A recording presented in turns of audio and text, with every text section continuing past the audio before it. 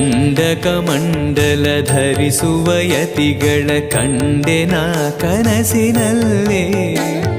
ಸುಂದರ ಮುಖದಲ್ಲಿ ಭಾಸ್ಕರ ಕಿರಣವ ನೋಡಿದೆ ನಯನದಲ್ಲಿ. ದೇಹವದು ವಾಸುದೇವನದು ವಿದ್ಯಾ ಅಲಂಕಾರ ಮಹಿಮಾ. ಮಾಡಿದೆನು ಜನ್ಮ ಸುಕೃತವನು ರಾಘವೇಂದ್ರ ಶರಣು.